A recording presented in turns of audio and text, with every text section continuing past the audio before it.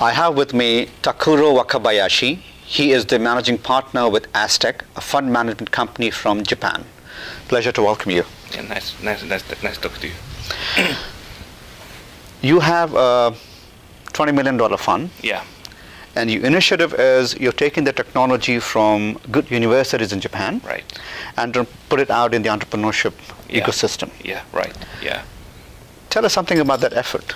Yeah, that's how I started doing this like 10 years ago. So at that time, nobody was taking care of the university, research, and get them into the, the startup companies. And I knew that, and many people knew that, like in Silicon Valley, many people have done that, and the many successful companies emerged out of that. And at that time, nobody was doing that. So I thought, probably I would do that because I was helping the tech transfer people in Japan doing the technology licensing to the other companies. So I could, rather than helping them to do licensing, I could raise fund and fund those companies, and help them succeed in the market. That's what I wanted to do. And then I started the company with a group of the Tokyo University professors. Then started raising fund, and I raised first $10 million fund. That was how I started. Then that money went into the 20 companies. Then I raised another fund, another $10 million fund in 2007. Then I have like $20 million under management. So the technology that comes out of universities, yes, obviously great technology that needs right, to put out. But I'm thinking the challenge for you and others in Japan is the technology is not being leveraged to put it in the hands of consumers. Right. Yeah. So when you have entrepreneurial ecosystem in Japan, so obviously you're not looking just for Japanese entrepreneurs. You're looking for entrepreneurs from other parts of the world to come in, take a look at the technology, leverage that, and then go out with the products. Right. Yeah. So what are some of the initiatives you are doing to enable this? Yeah. Actually, some of the companies I invested in and located in Japan already have the non-Japanese entrepreneurs, and then I gradually understood that there will be more opportunities if I take out those technologies and put those technologies into the companies outside of Japan. So I started looking at that opportunities. Then I came across with Sandeep Kashi through the Thai-Japan activities, and he eventually founded a company called Cinema Class, which received Thai 50 award in this year TiEcon. And then I invested in the company, and that company took out the image compression technology out of Japan, but the company located in Singapore. And the other investors are also from Singapore, but I participated in the round with the Singaporean investors. That's my new kind of initiative. So that's a good example, CinemaCraft, which is a Thai 50 winner this year. Yeah.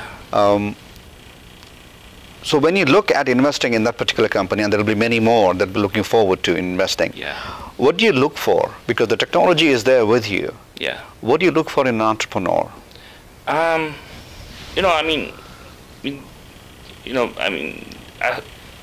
Obviously there should be passion, and also the agility and and readiness to change themselves, right?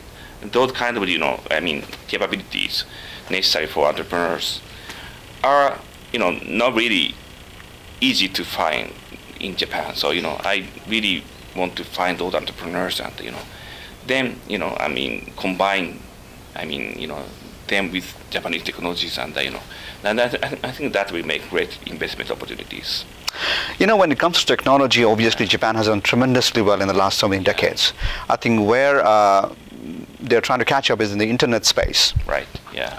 But the ecosystem, be it Japan or anywhere else in Asia, including some parts in Europe, are structured and rigid. Right.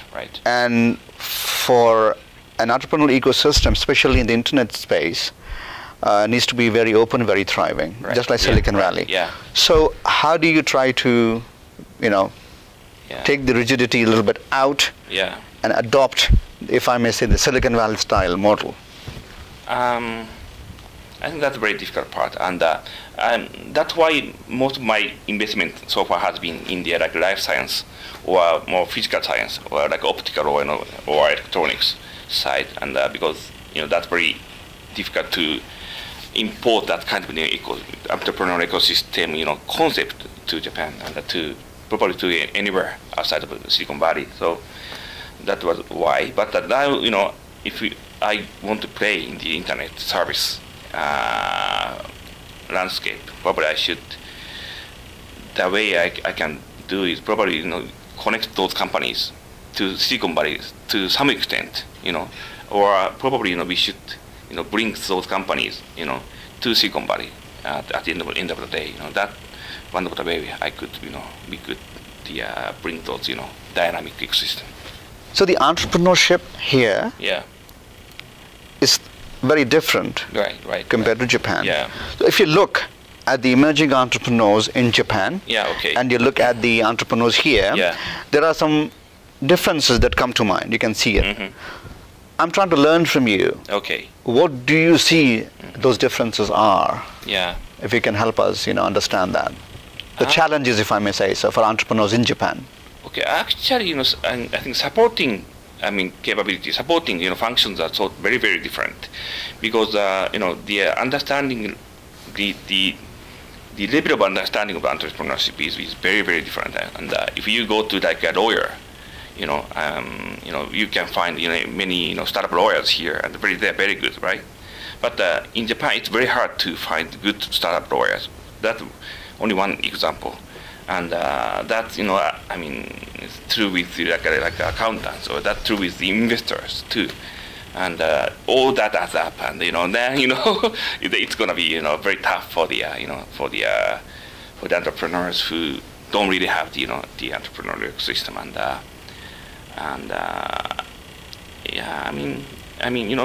if you want to really be an entrepreneur and you want to be successful, you have to come over those stuff and those hurdles, and